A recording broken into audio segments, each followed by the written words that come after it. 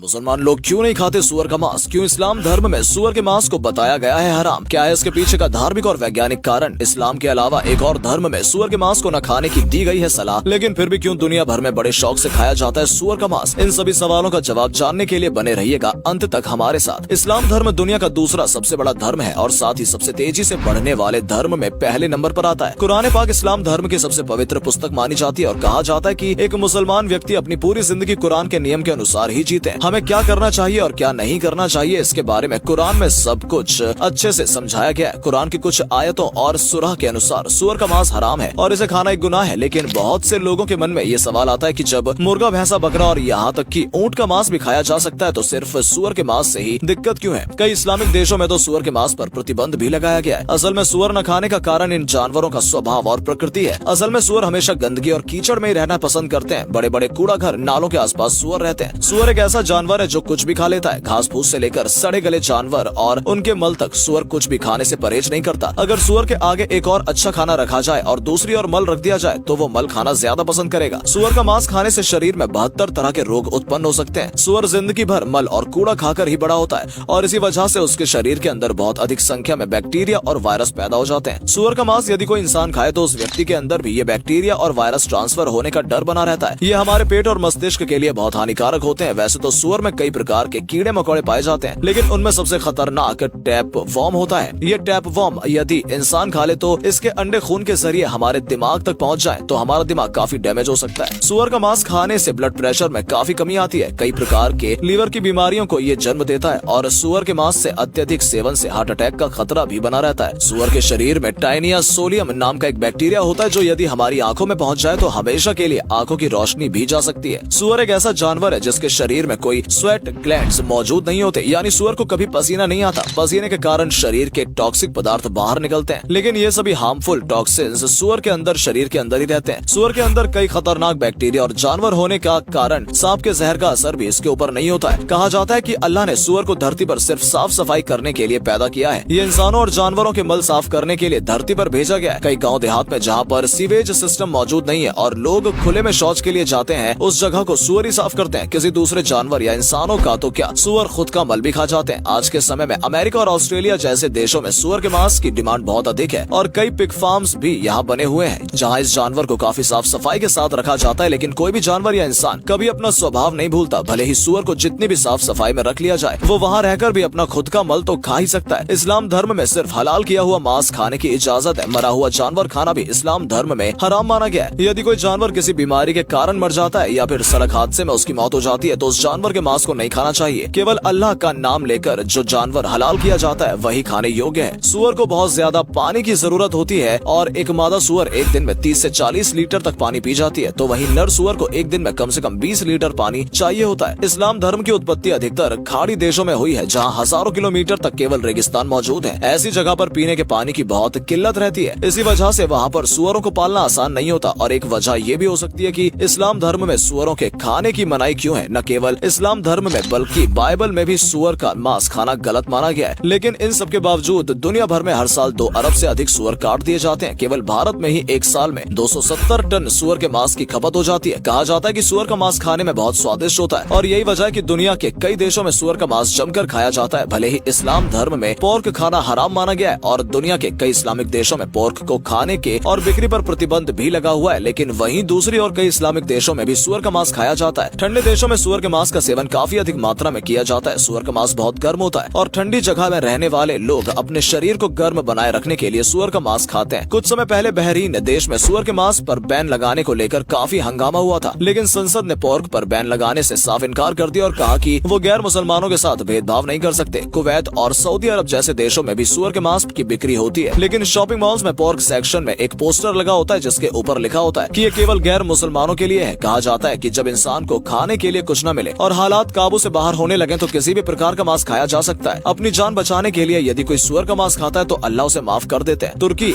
और अभी तो रुको, क्लाइमैक्स अभी बाकी है। लेकिन यहाँ पर सुअर का मांस बहुत अधिक मात्रा में खाया